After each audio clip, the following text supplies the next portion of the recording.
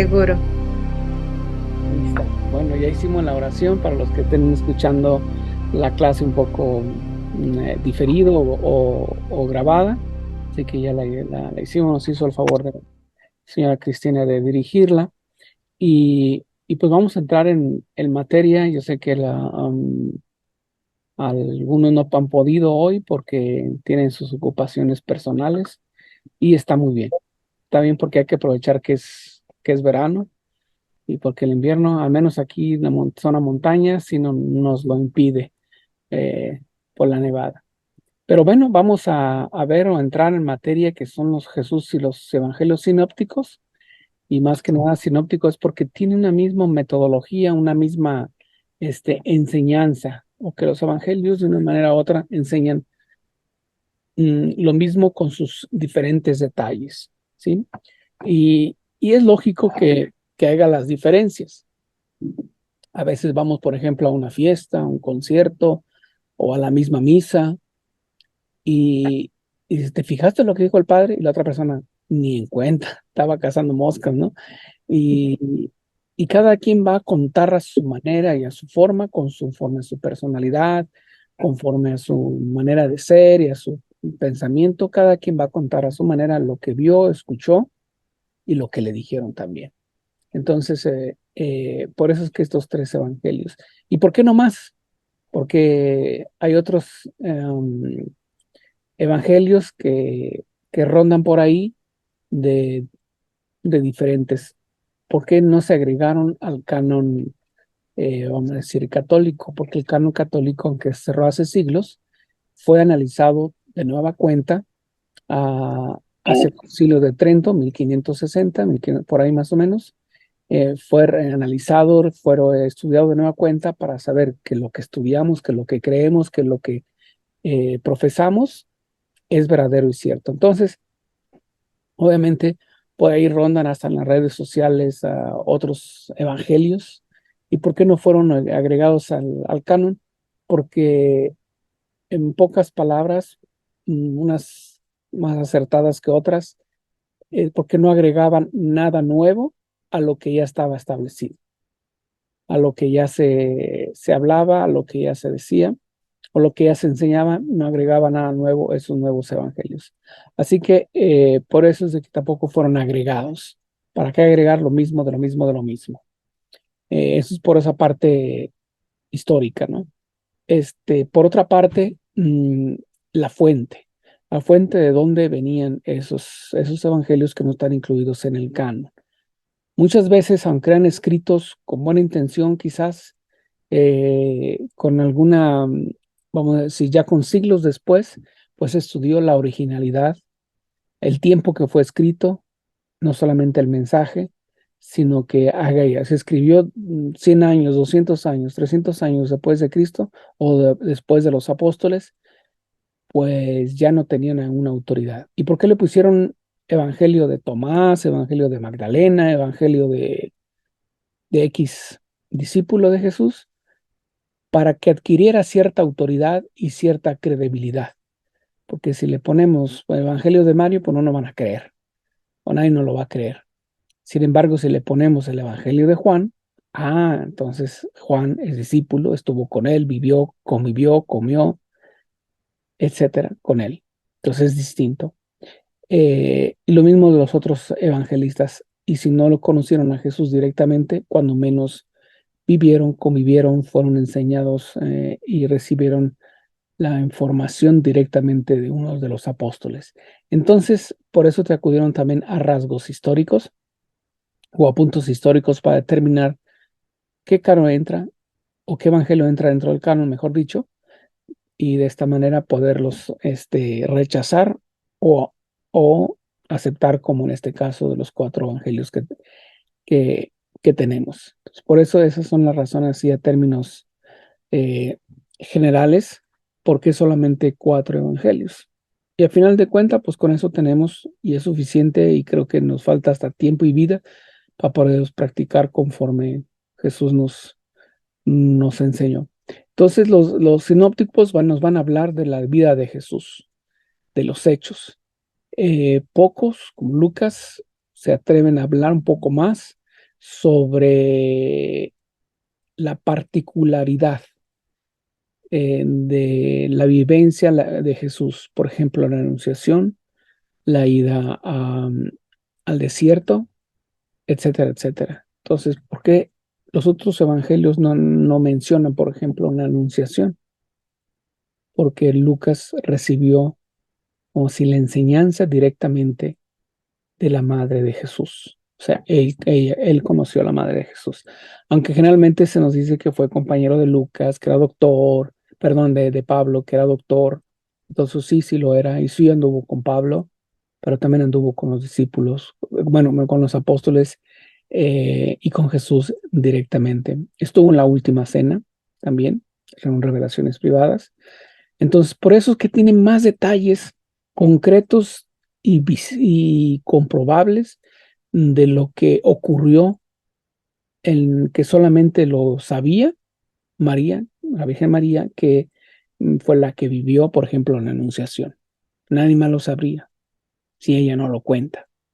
Y otros detalles. Lo mismo con a la edad de 12 años, cuando está ante los sabios de Israel.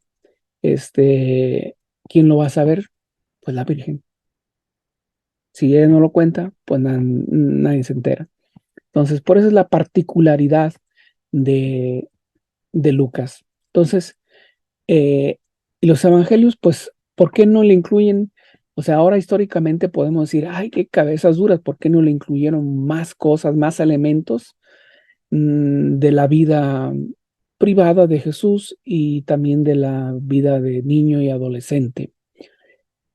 Porque para el escritor sagrado, lo más importante de todo es que Jesús había resucitado y que traía la buena nueva, que era el Mesías prometido y que había resucitado. Por eso Pablo llega a la conclusión a decir, si Cristo no hubiera resucitado, vana sería nuestra fe. Entonces, en eso se centraba. Esto es lo más importante, su mensaje, las enseñanzas y el ejemplo que dio. Eso se centraron los evangelistas y los apóstoles también. Y los discípulos y los sucesores de los apóstoles también así se fueron, como se fueron centrando, ¿no? En la evangelización. Entonces Jesús va al desierto, fuera del ruido, fuera de la ciudad, fuera de los discursos religiosos. Y por eso también son los retiros espirituales, ¿no? Para estar fuera de la ciudad, fuera de hasta de los problemas, aunque no se nos resolucionen, pero por el momento tomamos un respiro, uh, retirado de la familia, um, etcétera, etcétera. Entonces, es por ello que este retiro hacia la soledad, hacia el desierto. Estuvo unos días, no, estuvo 40 días exactamente, como lo menciona el Evangelio, y estuvo por 3 razones: para vencer la carne, demonio y mundo. La carne, las pasiones, el mundo, lo que promete y lo que no cumple y no dice y que está fuera del entorno de fe, y el mundo, o sea, lo que aquí se queda, lo que aquí es, aquí es. Pero por revelaciones particulares, por ejemplo, en la ciudad mística de Dios, es en el tomo 2, son 2 tomos, como no sé, 1000 y tantas páginas. Este es hay más que el efecto, es el gruesor. Y este es el libro. Ahí está. La ciudad mística de Dios por Sor María de Jesús de Ágreda, beata. Este, no lo sabía hasta que después Monseñor Isidro la mencionó. Es beata, no sabía. Pero ah, las tentaciones, por esto las conocemos. Las tres principales no fueron las únicas. Fueron más demonios que lo fueron tentando, porque era su misión saber quién es este hombre con tanta virtud, con una voluntad fortísima que no podían doblegar, y como ningún demonio menor podía, pues entró en el mismo Satanás, el mismo Lucifer. ¿Cómo lo hizo? ¿Cómo le hizo? Se le presentó así físicamente, así como ustedes y yo nos vemos. Y la primera tentación es precisamente sobre la carne. Es decir, ¿por qué estás solo aquí? ¿Para qué estás solo? Los caminos son peligrosos, más o menos así le decían. Mira, te he visto siempre continuamente enseñando y estás solo. ¿Por qué no consigues una compañera? Una compañera de vida para que te cases, etcétera. O sea, el demonio va no para darle a una mujer o proponerle que se consiga una mujer o tenga una mujer por esposa, sino él quiere saber quién es este hombre tan virtuoso y si es el verbo humanizado, el verbo prometido. Entonces, por cierto, un comercial, ya salió mi libro en Amazon, ahorita se los muestro. Pero así se llama, el verbo humanizado. Entonces, am, el demonio así lo tienta. ¿Y para qué ayunas tanto? ¿Por qué ayunas tanto? No vale la pena, precisamente para dominar al mundo, las pasiones. No era necesario. Entonces, Dios le permite que lo tiente a él para demostrarle quién es él. Aunque sus pensamientos, su raciocinio de Lucifer todavía no llegaba a la conclusión de que era el verbo de Dios. Todavía le faltaban, porque como quien dice, 3 años, en el momento de la crucifixión, ahí se da cuenta que es el verbo encarnado, o mejor dicho, cuando van a detenerlo, se da cuenta que es posible que sea el Mesías, y por eso trata de una manera u otra Lucifer impedir el asesinato de Jesús, eso es la crucifixión.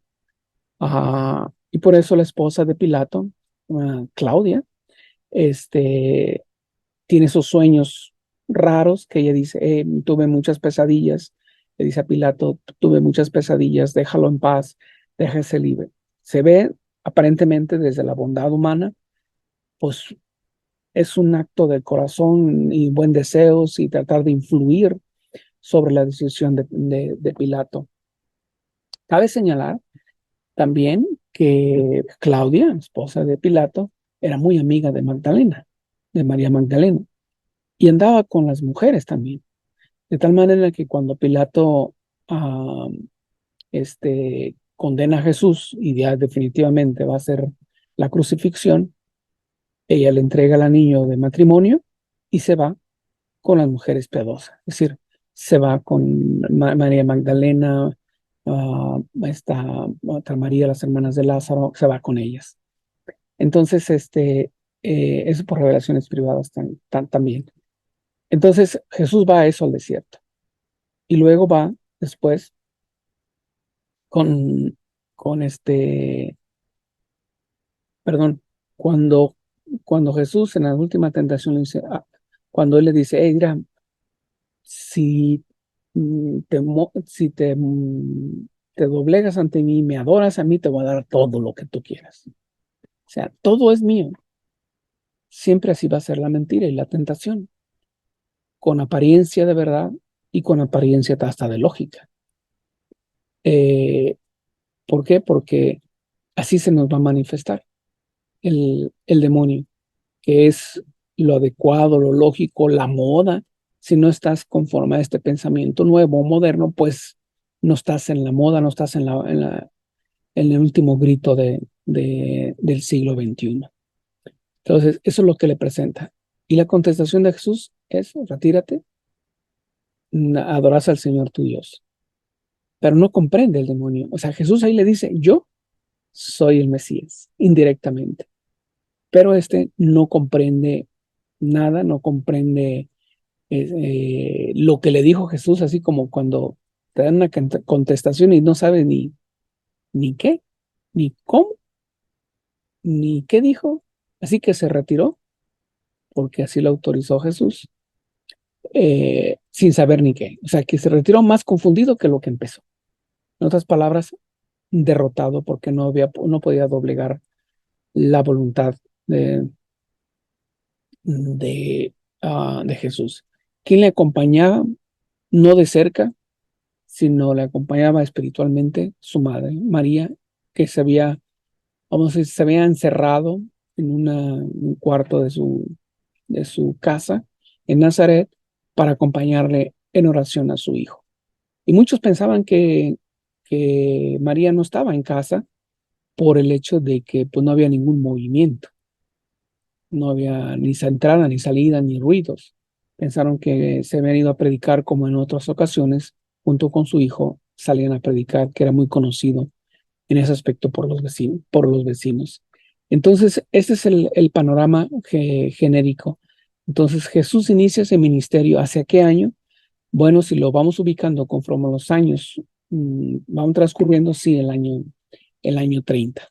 Pero conforme la realidad histórica fue hacia el año 20, son 20, 30, 26, 20, 26, 27 aproximadamente, el año 26 o 27, eh, del punto histórico, partiendo de que Jesús nació el año 6 antes de Cristo, o sea, antes de nuestra era cristiana. Entonces, al cabo del tiempo, pues va a elegir a alguien. Y cabe señalar que la primera adoctrinada y la manera como iba a ser la nueva iglesia o cómo iban a ser, es concretamente con María. A ella le enseñó cómo iba a ser la iglesia, cómo iban a ser los sacramentos, cómo iba a elegir a los apóstoles y demás seguidores que quisieran agregarse. Curiosamente, aunque Jesús le permitió, él eligió a los 11, pero Judas Iscariote, el que lo traicionó, él se eligió a sí mismo para ser o para estar con Jesús. Y Jesús se lo permitió, quizás para darle ese apoyo emocional y espiritual y de fe para que no decayera a donde cayó. Y también para hacerle ver que el reino de Dios ya estaba aquí. Para Judas Iscariote era una oportunidad porque era un hombre ya popular, se iba creciendo la fama de Jesús. Va a decir, si este es el rey de los judíos, yo voy a ser el secretario general. Y como voy a ser el secretario general, pues voy a tener acceso al dinero, a las arcas. Y mamá, ¿para qué te quiero, no? Entonces yo voy a tener acceso y voy a dirigir todo eso y voy a tener todo ese acceso y esa riqueza. Entonces sus intenciones eran otras. Pero Jesús se lo permite. Y ya sabemos su historia. Entonces, Jesús va en las sinagogas y predica y hace milagros. ¿Son los primeros milagros públicos que hace? Digamos que sí, pero también hizo muchos milagros a lo largo de su vida de adolescente y de joven, o desde joven en la primera etapa, ¿no? Muere todavía joven a los 33 años, pero más joven, antes de iniciar su vida pública. Entonces, va a las sinagogas, predica, el reino de Dios está aquí. El escándalo es cuando lee la lectura de Isaías, cuando dice lo que Dios prometió y todo eso, al final de cuentas, él dice, esta palabra hoy aquí se ha cumplido. Entonces, ahí empieza Jesús a rodearse, como quien dice, del odio de las autoridades en turno, tanto religiosas como civiles. Civiles era el gobierno de Roma. Sin embargo, porque eso era el imperio dominante. Pero en esa época, el poder civil también daba cierta autoridad dentro del pueblo israelita, en el que era líder religioso. O sea, ahí se unían los dos poderes, el civil y el religioso. Pero estaba el supremo gobierno que era eh, Roma o el Imperio Romano. Entonces, aquí es donde muchos hermanos protestantes también nos acusan, por decirlo así, de que cuando dijeron, mira, aquí tu madre y tus hermanos están afuera y te buscan. Y Jesús le responde, ¿quién son mis hermanos y mis hermanas? No por rechazar a los suyos, sino por dar una enseñanza. Entonces, aquí es donde los hermanos protestantes dicen, no, es que María tuvo tus hijos biológicos y obviamente del matrimonio con José, Y también otros hermanos que posiblemente, algunos yo he escuchado versiones que consideran que José fue viudo y, y eran hijos biológicos de José, pero no de María. Pero a la hora de convertirse en esposa de María, en esposo de María, pues constituían hijos también de la esposa. Pero como vemos, y lo vimos en aquel, no sé qué clase fue, pero vimos como el entorno no había apellidos, como nosotros tenemos, Candy Osorio, Cristina Rivera, Roxana, ese apellido, etcétera, Valdés. Eh, no tenían apellidos. Entonces decían, por ejemplo, Mario el de Don Lupe, o sea, mi papá se llama Guadalupe, o el de Guadalupe, ¿no? Mario el de Guadalupe. Y si es esposa, pues Mario la esposa de Mario, ¿no? Y así ustedes, ¿no? Conforme se llamen sus esposos. Por eso tenemos a María, la de Alfeo, por ejemplo, porque el esposo es Alfeo. Entonces, ¿quiénes son que, como le expliqué hace unas clases, el núcleo familiar es uno y en hebreo no existe la palabra primo, es una palabra en latín, primus, primo es el primero de, en este caso es el primero después del núcleo familiar. ¿Quién es el núcleo familiar? José, María y Jesús, así como también con nosotros es el esposo, esposa y los hijos. Ese es el núcleo familiar. Los primeros después del núcleo familiar son los demás, que son los primos, los tíos, los estos, los aquellos. Entonces, para más o menos actual. Entonces, por eso viene aquí la línea protestante y dice, no, entonces María tuvo más hijos. Claro, era un matrimonio constituido como los de ahora. Sí, era un matrimonio constituido, legal y todo eso. Pero a nivel espiritual de María y José, si en cualquier santo en la tierra podemos decir de que está al 100, del 1 al 100, pues en María y José estaba al 1000. O sea, y su misión aparte era diferente. Entonces, esos son los hermanos. O sea, vienen aquí tus primos y vienen por ti. Si estuviéramos en términos occidentales y en términos actuales, viene María, tus primos o tus primos hermanos, o sea, ya ahora más se usa primos, ¿no? Pero quizás en nuestras épocas de adolescentes, de niños te decían primos hermanos. O sea, somos hermanos después del primer núcleo familiar. Entonces ahí es cuando habla, ¿no? Entonces el plan de trabajo de Jesús va de Nazaret a su tierra, va a las sinagogas y elige a los apóstoles, ¿no? A sus primeros. ¿Por qué los elige a ellos? No porque los sean muy soberbios, solamente la cúpula mm, estructural del gobierno religioso de Israel. Claro que eran muy soberbios, pero él que tiene otra misión, otros motivos por el cual elegir a este tipo de personas. No porque se hayan sido ignorantes. Mateo era el IRS de esa época, ¿sí? Entonces, era gente también preparada. El más así medio toscón era San Pedro, pero por carácter, por fuerte, por eufórico, por acelerado y entregado, pues lo dije como su sucesor, ¿no? O que siga al frente cuando él se va. Entonces, este es el término general. Entonces, en el libro de Mateo, pues estamos viendo las bienaventuranzas. No es que de repente Jesús, no es que se levante un día inspirado, que decir, a ver, pues qué está pasando, inspirado y dice, bienaventurados los pobres de espíritu porque de ellos es el reino de los cielos. Bienaventurados los mansos porque ellos poseerán en herencia la tierra. O sea, es que Jesús está viendo que los escribas y el gobierno civil y religioso, de romano y religioso, les están quitando lo que les pertenece a las personas que tienen para subsistir, que es la tierra, para sembrarla, para cosechar sus productos y vivir de ellos. O sea, porque no pagas, te quito la tierra. Entonces estaban quedando sin tierra, se habían enturados porque a través de la injusticia ustedes poseerán la herencia de la tierra, no de esta, sino de aquella, la de arriba. O sea, bienaventurados los que lloran porque ellos serán consolados. Por aquellos que a través de las injusticias lloran su impotencia, lloran su rabia, su coraje, y es válido tener coraje, rabia, no es mal, no es pecado, sino la consecuencia que hagamos con ella, sí.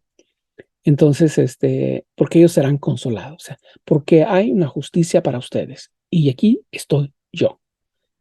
Entonces, los que tienen hambre y sed de justicia, ¿no? Porque serán saciados.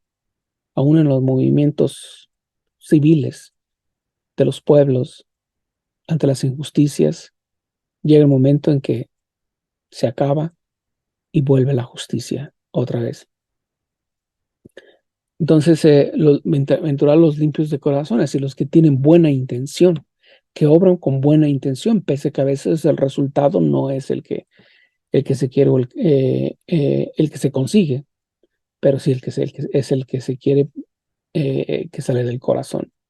Los que trabajan por la paz, bienaventurados, por los que trabajan, los perseguidos a causa de la justicia, porque de ellos es el reino de Dios. Entonces, Jesús está viendo las injusticias dentro del pueblo, dentro de sí mismo.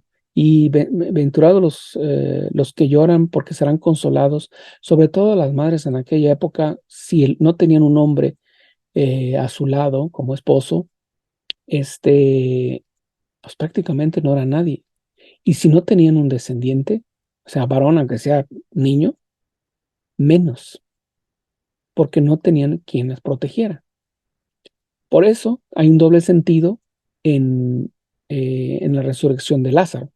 Una para manifestar la gloria de Dios en la persona de Lázaro, y otra para protegerlas a María y a Marta de los esbirros, porque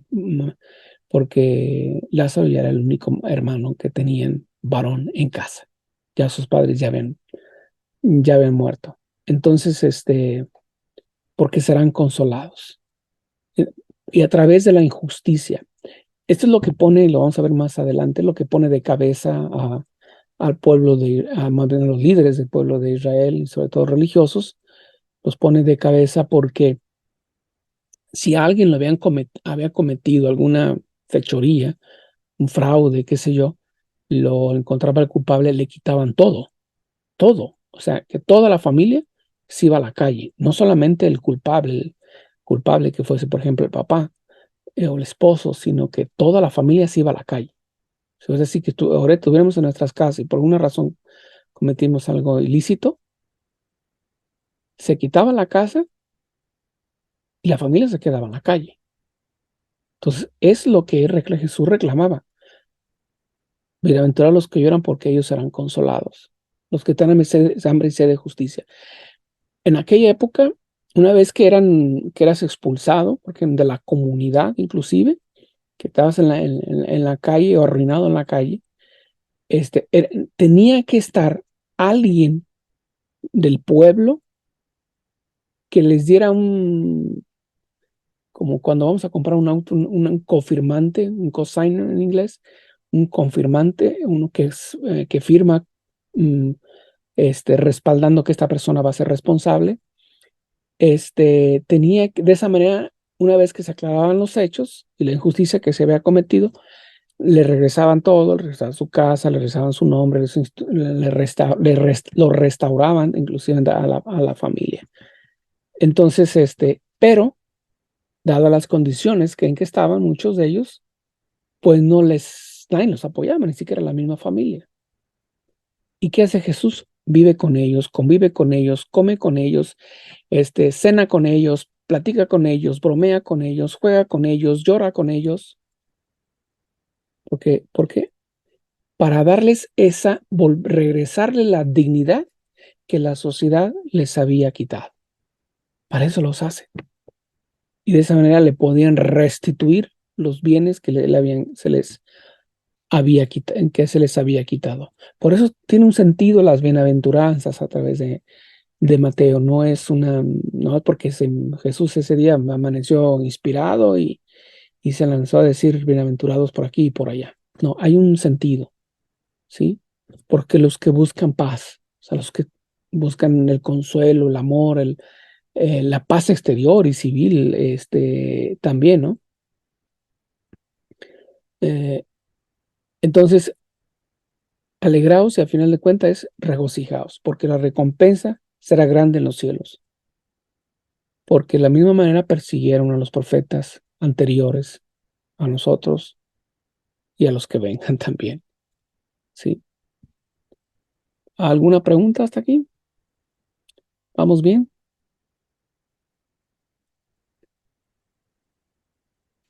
Entonces, le acompaña signos visibles a la labor del reino de Dios. Por eso es que se asusta y se asusta Pilato, pero lo acusan a Ananías y todos ellos. Es decir, este quiere implantar un nuevo reino. O sea, aquí están haciendo un nuevo reino en medio de Roma y, y no es posible, Pilato, que lo permitas. O sea, que hasta cierto punto viene la doble enseñanza con primero que lo hagas y luego la acusación, ¿sí? Entonces, signos visibles, o sea, las curaciones. O sea, por eso puede haber muchas apariciones aquí y allá en cualquier parte, pero que tienen que venir acompañadas de signos, no por Dios, no por, sí, no por Dios en sí mismo, sino para la credibilidad nuestra por ser incrédulos, por decirlo así, ¿no? Y por eso cura a la suegra de Pedro, al leproso, al criado del centurión, a otros niños, a otras personas de todos lados, cura aquí y cura allá. Y como no lo entienden, y como no le agarran la onda, entonces lo acusan que es hijo de Satanás y lo hace a través del poder de Satanás. Y cuando saca los demonios de unas personas de una persona y los avienta a los puercos, y los puercos van y se ahogan en el agua, y le decían, ¿qué quieres con nosotros tú, Cristo? ¿No? No porque el demonio sabía que era Cristo, sino porque quería saber si este era verdaderamente el Mesías. Recuerde que todo este tiempo, y desde que vamos a decir, desde que Adán y Eva cayeron hasta ese momento, a través de los siglos, estuvo en sus obras, en el corazón de Lucifer, o en la mente de Lucifer también, esa es su obra de cuándo, quién es, a qué horas va a venir el Hijo de Dios, el prometido, porque él sabía que iba a venir, o sea que no había vuelta de hoja. Pero y Jesús les habla también del reino de los cielos a través de parábolas. Si tu comportamiento, las parábolas de la cizaña, como lo vimos este domingo, ¿no? El día de ayer, fueron las lecturas de ayer, el tesoro de la perla. eh, entonces, lo va a enseñar a través de parábolas. ¿Por qué? Pues es una forma didáctica, pedagógica de enseñar para los de aquella época. Hoy, pues sería a través de videos, a través de textos, a través de WhatsApp, a través de todos los medios sociales de comunicación posibles, ¿sí? Pero en aquella época, esa era la única a través de parábolas, a través de cuentos, para dar una enseñanza. Entonces, eh, Jesús, pues obviamente con sus hechos, pues es rechazado por las autoridades religiosas, por judíos y no judíos, pero eran mirados también por otros, tanto judíos como no judíos también. Entonces, el compromiso es curaciones, la multiplicación del pan y en la transfiguración. Entonces, eso va acompañado del reino de Dios. Y todo esto es para mostrar que Jesús es el Mesías, es el ungido, o sea, es el Cristo prometido. Desde aquel entonces de Génesis y ahora uh, físicamente presente. Entonces es hijo de Dios, hijo de hombre, hijo de David, rey de los judíos, o solamente rey, ¿no? Entonces es dirigido a los israelitas que se convierten, vamos a decir, al cristianismo. Recuerden que las primeras décadas no les llamaban cristianos a los seguidores de Jesús o discípulos, sino les llamaban los nazarenos o los seguidores del Nazareno o los discípulos del Nazareno. Entonces, Hay una actividad misional que incluye a los 12 apóstoles. Jesús en la sinagoga de Nazaret domina a Satanás y domina a la naturaleza y a las enfermedades y a la misma muerte. O sea, tiene poder para quitar, para poner, sanar, etcétera, etcétera. Y quien no le comprende, pues le acusa, ¿no? Entonces, le acusa de que lo está haciendo a través de Belcebú, o sea, de Satanás, y que debe ser condenado, etcétera, etcétera, ¿no? Entonces, el Evangelio de Marcos, para una comunidad en la que la mayoría provenía del mundo no judío, y estaba en el corazón del imperio, o sea, en Roma. Primero creo que sigue a Pedro, ahora sí le absorbe, ese sería el término, le absorbe toda la enseñanza y lo pone por escrito, ¿no? El desprecio, el maltrato, la persecución, incluso la muerte por seguir a Jesús. Así que la primera etapa del Evangelio de Marcos tiene objetivo presentar a Jesús y la forma en que llega al reino de Dios. Aquí inicia el reino de Dios, o sea que aquí inicia la iglesia, ¿sí? Con la elección de los 12 apóstoles. Había que instruirlos, había que educarlos, había que se convencieran, etcétera, etcétera. Pero aquí nace la iglesia con la elección de los 12 apóstoles. Realmente se nos dice, sobre todo en tiempos modernos, que nace en Pentecostés.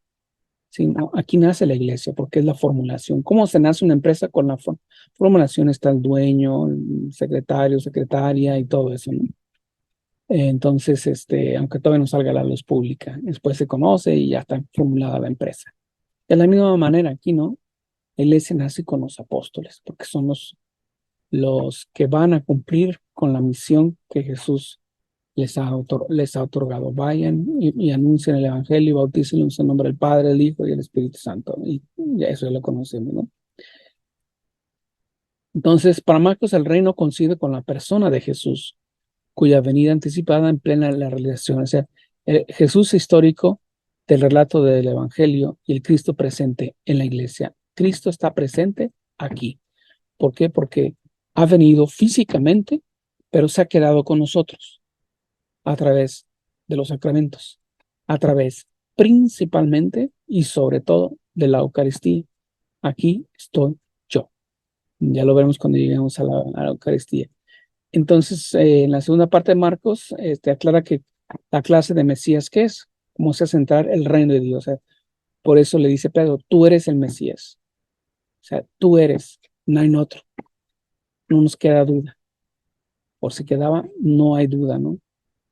Entonces, no hay otra forma había una manera de esquivar la cruz, sí, sí, posiblemente habría, pero recuerden que nos dice, tanto amó Dios al mundo que le entregó a su hijo, inclusive hasta la cruz, no porque el Padre quería que lo crucificaran, que mataran a su hijo, simplemente por la maldad del hombre, la decisión del hombre, se crucifica a Jesús y el Padre y la Trinidad en sí quieren demostrar hasta ese extremo de dar la vida por el hombre.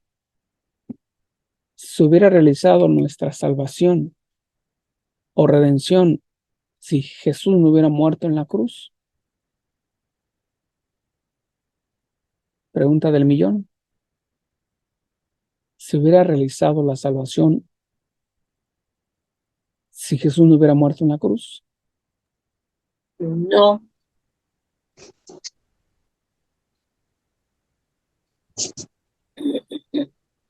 Creo que fue de los libros de Ana Catalina de Emmerich, donde leí que a veces decimos eso, de que hubiera podido ser de alguna otra manera, pero ahí dice, es que así quiso que fuera, quiso de esta manera. Y ya no me recuerdo exactamente, pero lo entendí así, o sea, que como nosotros que podemos decir, puedo ser de otra manera, pero no, Dios quiso que así fuera. Exacto, o Esta sea, fue su voluntad. exactamente, o sea, quiso que fuera de esta manera bajo la condición de que el ser humano estaba caído, estaba en pecado y de obedecido a Dios desde Adán y Eva. Por eso esa era la lógica. Si Adán y Eva no hubieran pecado o desobedecido, de todos modos iba a venir Jesús. De todos modos iba a venir. No hubiera muerto en la cruz, hubiera sido de otra manera. Nuestro vivir hubiese sido de otra manera, por supuesto, pero de todos modos iba a venir Jesús. O sea, con Adán, con obediencia y sin obediencia, de todos modos iba a venir Jesús a la tierra a encarnarse. Porque ya está planeado ya, recordemos, cuando se lo presenta a todos los ángeles que le adoren en la encarnación y en la crucifixión, y los rebeldes dijeron, no, pues no, no, pues no. Entonces Lucas, que es el amigo cercano también a Jesús, porque le acompaña, le conoce personalmente, estuvo con Pedro en el cenáculo, y posteriormente cuando Jesús fue sepultado, estuvo ahí Lucas. Entonces por eso sabe tanto detallito tan pequeño que, que quizás a los otros se les pasa. ¿Por qué? Porque no estuvieron. Porque aparte quizás se les consideró importante, lo consideraron importante, pero aparte quizás porque no lo vivieron. Y quien lo vive lo cuenta. Entonces, Lucas es más exacto. Es un griego notable, ricachón, doctor, sabe griego. Entonces, Lucas da más detalles, ¿sí? Por ejemplo, habla en el año 15 del imperio de Tiberio, que vive directamente la historia que se está sucediendo, siendo gobernador de Judea Poncio Pilato, lo que menciona, Herodes tetrarca de Galilea, cuando lo persigue a los 12 niños, perdón, a los niños, a los niños a la edad recién nacidos, a Jesús, su hermano Felipe tetrarca, porque por la cual Juan Bautista muere porque se lleva a Herodes la esposa de su hermano. Entonces da detallitos más concretos porque él vive la historia, vive en el lugar y quiere contarlo, porque para dar testimonio que lo que se dice, hay constancia histórica de que fue cierto. Entonces, por eso es que la iglesia en el Concilio de Trento vuelve a revisar todo. O sea, fue un concilio largo, creo que son 20 años aproximadamente. Fue largo el concilio porque se revisó todo y se limpió todo porque era la contrarreforma, ¿no? En contra de los protestantes. Entonces vamos a ahora verificar lo que dicen los protestantes, lo que decimos nosotros y qué es lo nuestro, qué es lo que seguimos teniendo fe y qué es lo correcto, lo verdadero y conforme a la voluntad de Dios, y confirma lo que tenemos como el canon del Concilio de Trento. Entonces, a veces hay que hacer eso, hay que descristianizarse para volver a cristianizarse. Es decir, dejar un poco lo que las tradiciones, las vivencias quizás de nuestros pueblos, porque así hacía, porque así se decía, porque así se celebraba, y profundizar más allá de nomás porque mi mamá me dijo, porque mi abuelita me catequizó, me mandaba al catecismo y todo eso. Entonces, hay descristianizarse. Para cristianizarse es estudiar poco a poco, a profundidad y a profundidad. Entonces, y eso es lo que nos muestra Lucas, un Lucas histórico, un Jesús histórico, que nos muestra con más detalles, por eso dice, siendo sumo sacerdote Anás y Caifás, y vino la palabra de Dios a Juan, etcétera, etcétera, ¿no? Entonces, por eso él tiene más detalles. Y Juan, por supuesto, es el más jovencito de los discípulos, el más chavito, el adolescente, y es el que vive más. Se considera que murió hacia el año 100 aproximadamente en la isla de lo que sería ahorita Chipre, pero por revelaciones privadas creo que vivió 125 años. Si estamos hablando, si tenía, vamos a decir, qué sé yo, vamos a decir, 15 años a la muerte de Jesús, si estamos en el año 30, vamos a ponerlo en el año 33, menos 15, serían 18 años tendría, ¿no? Jesús, perdón, nació hacia el año 18, Juan, entonces si vivió 125 años, eh, estaría, vamos a decir, muriéndose, por decirlo así, o murió hacia el año 143 aproximadamente. O sea, tuvo una vida larga. Jesús le explicó antes de morir, y antes sí, de morir, que iba a ser larga su vida, iba a pasar muchas penas, iba a predicar bastante. Entonces, por eso mm, Juan se distingue de los demás porque es más teólogo. Este, Él estuvo presente a la elección de los primeros discípulos. Él va a las bodas de Canaán, que es un pariente de Jesús llamado Natanael, en las bodas. Judas, el primo de Jesús, hijo del Alfeo, es el que va y le avisa a Jesús por mandato de María o de la Virgen María para que se prepare y vaya a las bodas porque creía que toda la familia iba a estar reunida. Entonces Judas Tadeo es el que va y le dice, y Jesús está en casa de Pedro en ese momento cuando le avisan que va a haber esas bodas y que va a haber, y entonces se van con los primeros discípulos para allá. Eh, Habla muy bien de la entrevista con Nicodemo de Jesús porque Juan está ahí presente, como hay que nacer de nuevo, porque Jesús les hay que nacer de nuevo. Con Nicodemo le dice, ¿cómo? Pero pues puedo entrar al vientre de mi madre, o sea, a los 60 años como que ya no, ya ni la viejita existe o vive. Sin embargo, Jesús le explica los motivos, le da una enseñanza a lo largo de las escrituras, y por eso él y José de Arimatea son muy unidos, creen en Jesús, el Mesías.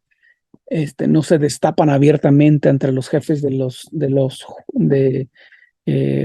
fariseos y a Anás y Caifás, que son fieles seguidores de Jesús, porque también conviene tener ese tipo de espías, por decirlo así, no de espías, sino de adheridos en el poder, afiliados a Jesús. En otras palabras, era conveniente también que así sucediera, que Nicodemo y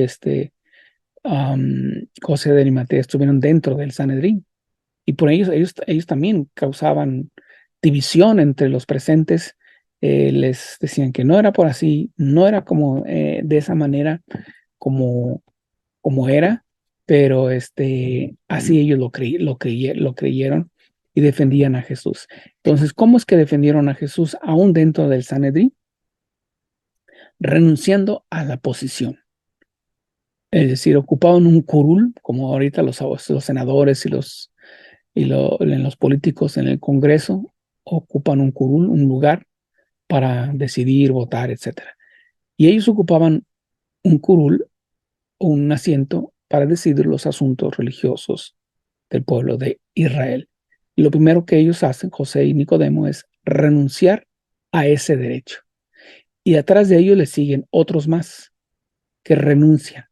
Unos porque creen en Jesús, otros porque creen que lo que se va a hacer o lo que va a someter es una injusticia por el lado legal y por el lado religioso. Entonces renuncian. Y no hay Sanedrín, perdón. No hay un Sanedrín completo, concreto. Había un Sanedrín de 71 integrantes, que era como que el que se reunía cada año, cada cantidad de tiempo para discutir los asuntos religiosos de Israel. Y había un Sanedrín de emergencia, que eran aproximadamente 45, o sea, como quien dice la mitad, o menos de la mitad, un poquito más de la mitad, para que con el voto, pues no hubiera pares, no hubiera empates, sino que hubiera una votación. Pero también a esos renuncian los que, siguiendo el ejemplo con de Nicodemo, José de Arimatea, renuncian a su posición en el Sanedrín. Entonces, ¿quién queda? Los más allegados, los más, vamos a decir, los que querían directamente arrestar y asesinar y crucificar a Jesús. Anás, Caifás, etcétera. Los pocos allegados y los que se compararon también para dar testimonio en contra de Jesús. Entonces, eso es lo que es Juan. Juan es más teológico porque nos habla desde, o sea, el conocimiento por el cual llegó Juan y las profundidades de Dios que se le fue revelado fueron tan profundas que cómo lo digo, cómo lo manifiesto, cómo lo escribo. Pues en el principio Dios era el verbo y el verbo era Dios y el verbo se hizo carne, etcétera. O sea, para dar testimonio que hay una descendencia biológica para llegar a Jesús, hombre, y Jesús Salvador. Pero escribe también el Apocalipsis. El Apocalipsis es muy compleja de entender, muy compleja de explicar, porque tiene muchas características futuristas de lo que va a ocurrir más adelante. O sea, ¿cómo le explicas, por ejemplo, hace 500 años o 200 o todavía 100 años, cómo le explicas a una generación que va a haber aviones, que va a haber un tipo de águila volando en el espacio, pero no es águila viva, no es un animal, es metálica? Y esa profecía la tenía el pueblo de Israel y se cumplió, según los testigos, en 1966, 67 aproximadamente, donde una pequeña tribu muy al sur de Israel, pegado ya con Arabia Saudita, se empezaron a enfermar muy, muy feo, ya muy severamente, que estaban muriendo niños y ancianos, etcétera. Entonces, pero ellos tenían una profecía que águilas metálicas vendrían a salvar al mundo. Entonces, cuando dieron parte, que esa tribu y se estaban enfermando, estaban muriendo, dieron parte al gobierno israelita para que fuera el departamento de salud. Y obviamente constataron, el gobierno manda todo, helicópteros, manda toda la asistencia médica e instalan temporalmente clínicas y hospital móvil para poder atender a la población, para que no fuera a las ciudades y se contaminara, sino que ahí se quedaran y poderlos ahí ayudar médicamente. Entonces, esos hombres que nunca habían visto, ¿cómo les dices que alguien va a venir a salvar? Porque decían, águilas metálicas van a venir a salvarnos. Esa era la profecía que ellos sabían. Pero ¿cómo? O sea, ¿cómo ahora sí, Juan, cómo les explico a los de los siglos venideros? O sea, les explico a los de ahorita lo que va a ocurrir en siglos venideros. Por eso es complejo el Apocalipsis. ¿Y cómo le explico lo que yo vi, lo que ocurrió en el cierre con los 7 caballos? ¿Y cómo les digo? Pues tengo que usar los elementos que ahorita tenemos, cómo hablamos, cómo nos expresamos, para poder entender un poco de lo que ocurrió y lo que va a ocurrir. Por eso es difícil un poco el Apocalipsis. Se entiende también el Apocalipsis también, porque es como todo lo conocemos, que es revelación. Revelar es decir, dar a conocer, ¿correcto? Entonces, en aquel entonces se usaban para saber quién era cristiano y quién era no, y para no saber que eran espías, y de esa manera ser arrestados los cristianos y llevados pues a matar y al Coliseo. Entonces, había claves que los cristianos se hablaban, y esas claves decir, oh, entonces es cristiano, lo dejaban pasar, ¿no? Entonces, o ese hermano lo dejaban pasar y convivir, etcétera, etcétera. Y entonces habla de las iglesias y habla de la gran ramera, lo que la línea protestante acusa y señala, o la gran ramera es Roma o es el Vaticano. O sea, ¿cómo yo voy a hablar mal de mí en primera instancia? ¿Por qué voy a hablar mal de mí mismo? Claro, al contrario, voy a decir que no, yo soy el mejor de todos, ¿sí? Entonces, ahí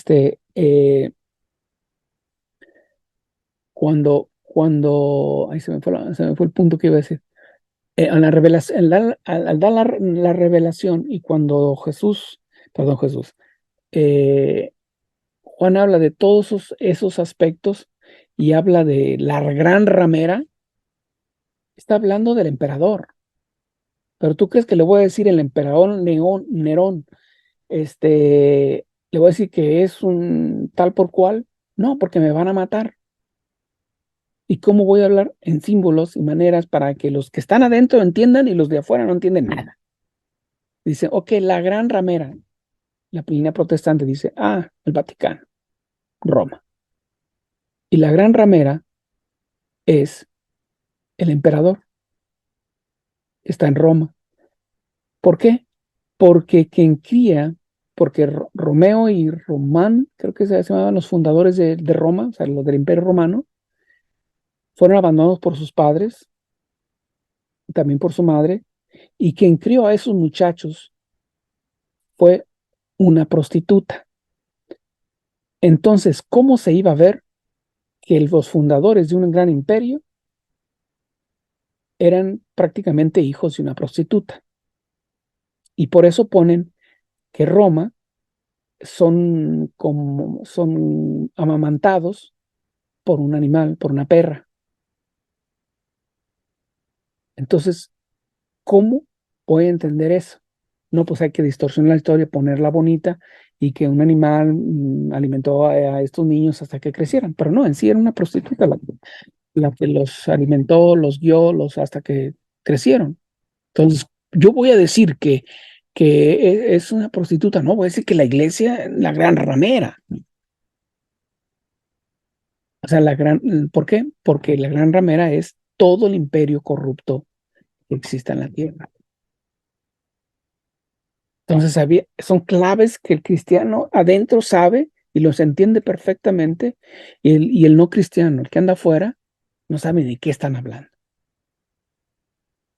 Por eso es complejo el Apocalipsis que Juan escribe. Complejo tanto lo que ocurrió en el cielo antes, como lo que ha venido ocurriendo a través de los siglos y lo que ocurrirá al final de los tiempos. Por eso es complejo.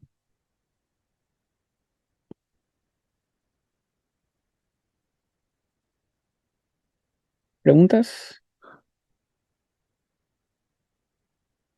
Entonces, ya para terminar esta parte, pues Jesús dice, yo soy, si yo soy el pan de vida, la luz del mundo, yo soy el buen pastor, la resurrección de la vida, el camino, la verdad y la vida, y la vida. Con el camino y la verdad y la vida, nos señala inmediatamente su naturaleza divina. Yo soy la puerta.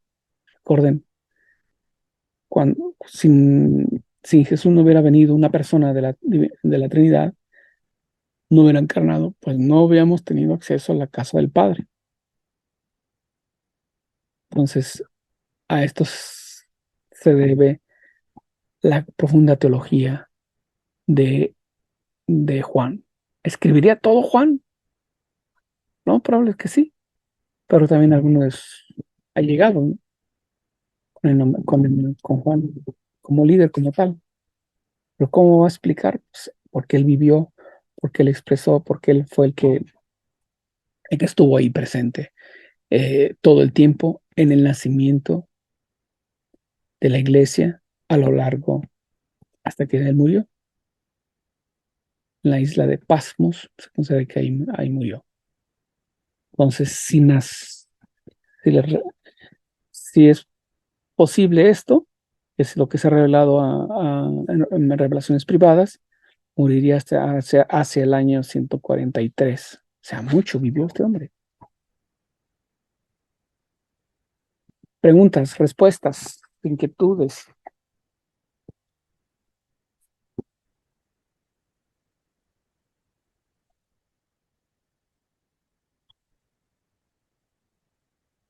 O ya se me quedan dormidas. Mm, algunas personas, bueno, he escuchado de algunos, incluso pues los sacerdotes sobre el Apocalipsis, que muchas de las cosas que estaban sucediendo, o más bien de muchas de las cosas del Apocalipsis sucedieron ya, como incluso sucedieron en este mismo tiempo de la vida de los primeros cristianos. Pues en cada época va sucediendo lo que el Apocalipsis va describiendo, ¿sí? Ujú, Y lo vimos con el comunismo, por ejemplo, cuando estaba en su apogeo. ujú. Entonces, Eso es. en cada época va adaptándose o no adaptándose, bueno, sí, interpretándose lo que Juan escribió en su momento.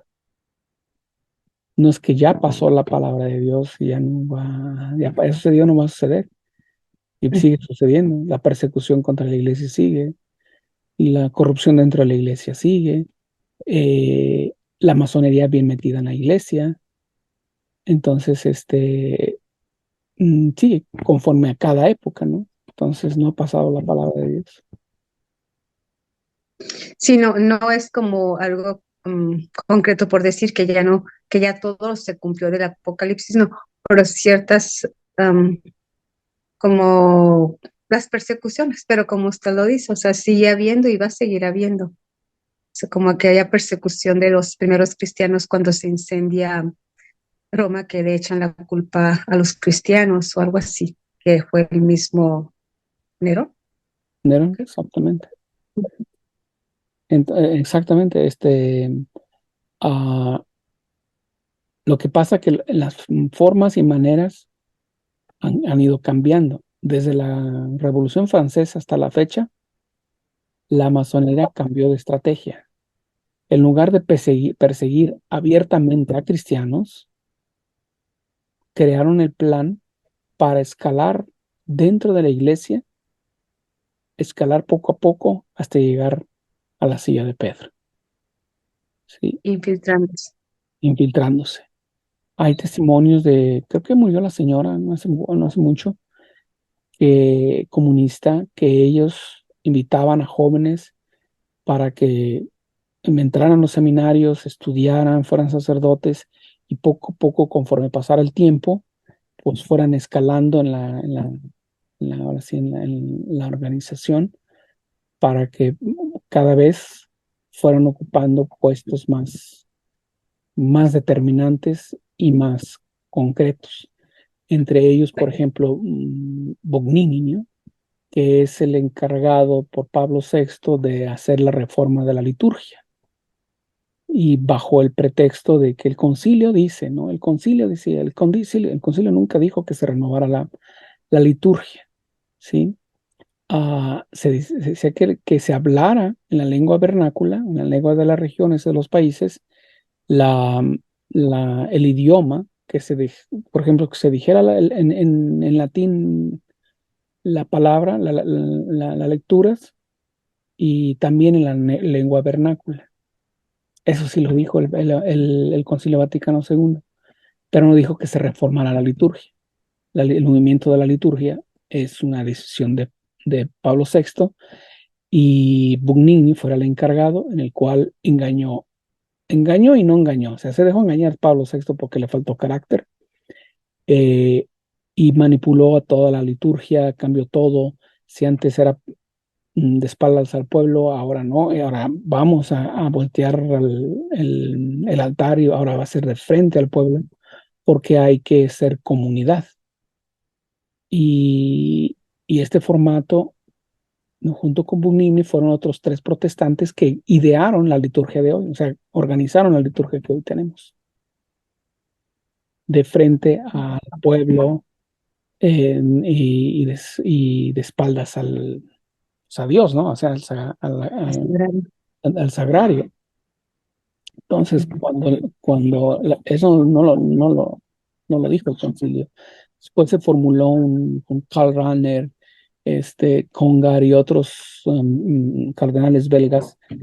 Se hizo una comisión y se hizo una revista que llamaban Concilium, y donde propagaban este liberalismo. O sea, tanto Karl Rahner, que es un sacerdote jesuita, Congar, que es dominico, y otros cardenales, en la época de Juan XXIII y en la época de Pío XII, eran herejes, pero Pablo VI les dio, o sea, Juan XXIII les empezó a dar vida y Pablo VI les dio más vida y fue que empezó a llegar el liberalismo a la cúpula de la iglesia. Y tenemos a Bugnini que por error propio olvidó un portafolio y alguien lo encontró, lo reportó ahí a las autoridades del Vaticano, los del Vaticano ven que es Bugnini, que tiene comunicación directa con los masones y escritos de masones que le decían cómo tenía que cambiar las cosas. Entonces, es la infiltración. Por eso que ya no vemos tan, quizás en Medio Oriente un poco más, pero no tan seguido como antes, la persecución directa. Ahora no vamos a perseguir directamente a los cristianos, ahora vamos a cambiar la iglesia de ellos. Y, y entonces por eso todos estos cambios que bajo el pretexto del Concilio Vaticano II. Sí, pero no ha sido así. Pero no hay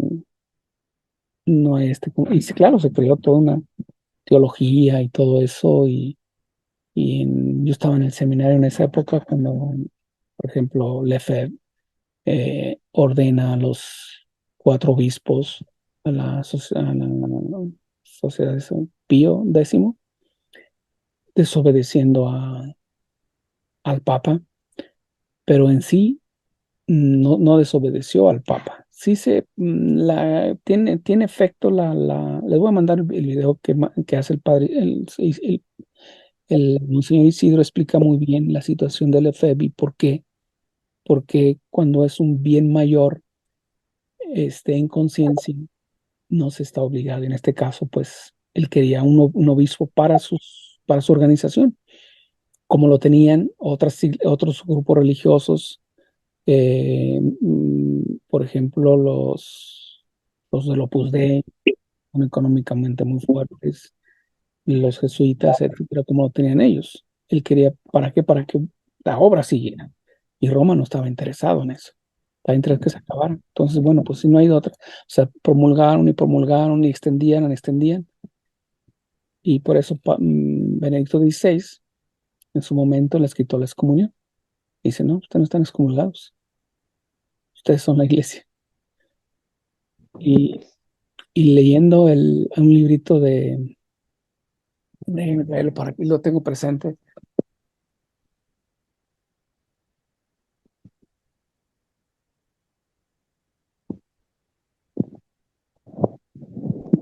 Eh, se llama Apología de la Tradición. Es de Roberto de Matei, y entonces va uno entendiendo el porqué de los cambios y el porqué de las situaciones, va explicando los diferentes concilios y por todos los relajos que pasaron durante las dificultades y todo eso, y los más recientes. Entonces, como las infiltraciones, las herejías a lo largo del tiempo, y por un bien mayor. Lo hizo Lefebvre, y, y para mí estaba bien. De lo contrario, la misa quizás ya hubiera desaparecido, ¿no? La misa, por ejemplo, en latín. Pero dice que, por ejemplo, con los grupos, cuando ocurrió la era de Martín Lutero, toda la era protestante, pues prácticamente la iglesia estaba en el suelo, también desde el interior, ¿no?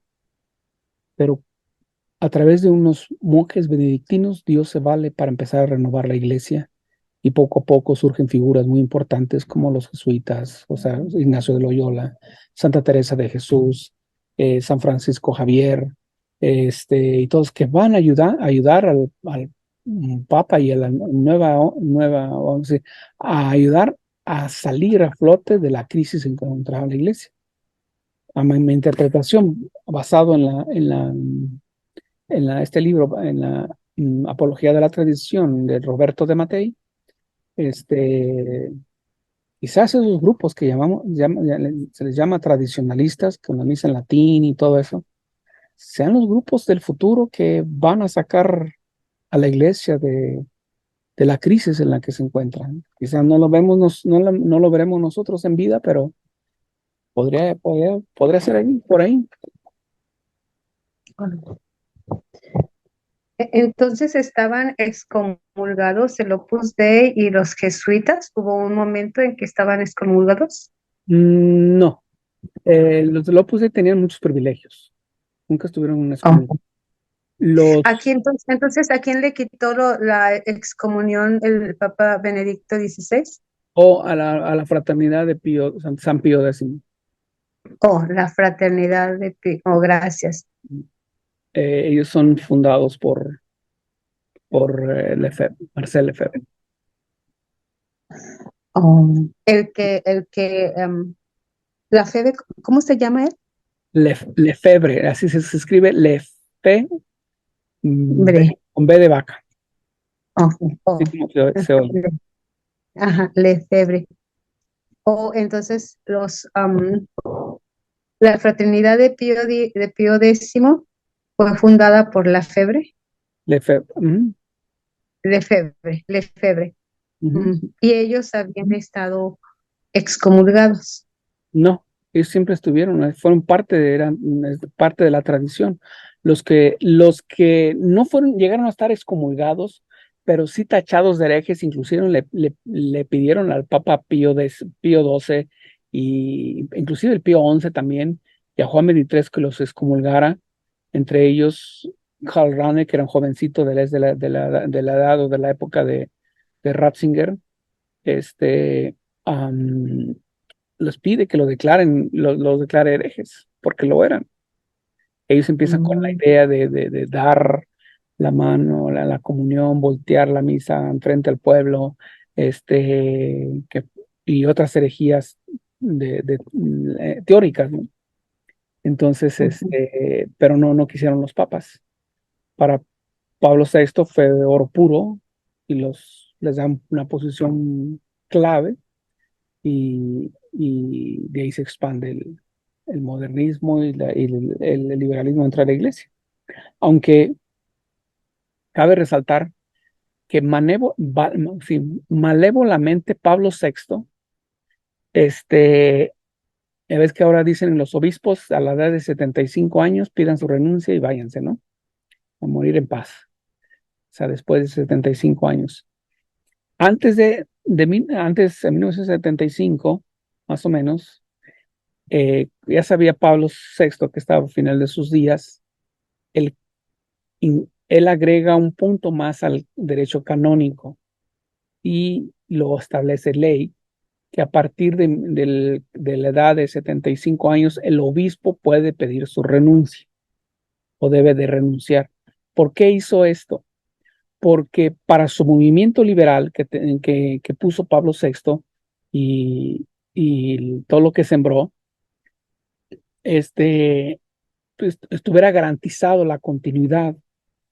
Y sabía que la línea conservadora, todavía había muchos vivos que eran de antes del Concilio Vaticano II, podían tener acceso a llegar a ser papas. Entonces, para que no tuvieran acceso y no pudieran ser papas, Pablo VI establece la edad de 75 años como regla para que se puedan, un obispo activo, deje sus actividades y se retire a ver morir, ¿no?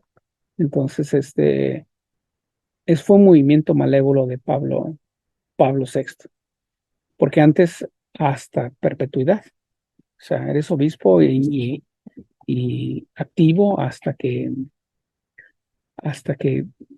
te mueres.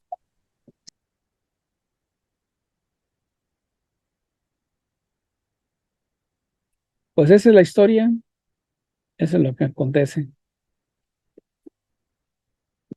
Más adelante les voy a hablar con más profundidad de esto, así que no se apures, no se preocupen. ay, gracias. Hay mucho que aprender, ¿verdad? Y entender el porqué de las cosas, no más que nada. Sí, porque como todo esto que dice, entonces uno lo mira o lo ve como normal, natural, o sea, pero nos vamos acostumbrando a recibirlo, nos vamos acostumbrando a verlo, pues, Normal. bien, como, ujú, Ujú. Entonces ahora lo que, si lo vemos, está la sacerdotalización del laico y la laicidad del sacerdocio. O sea, bajarle los niveles, vamos a decirlo así, de sacralidad al sacerdocio. Y por eso tanto ministro de Eucaristía. ujú.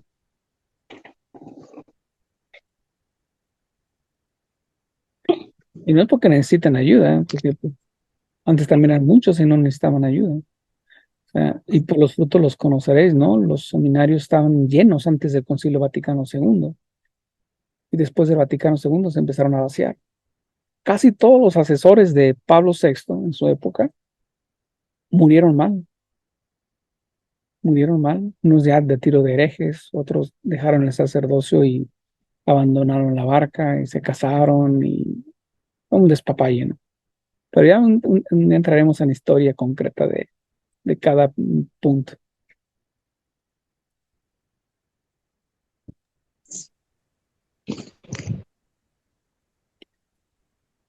¿Algo más que se les ocurra? Que ya son las 9. Bueno, acá a las 9, a las 8. Prácticamente se nos pasa el tiempo rápido.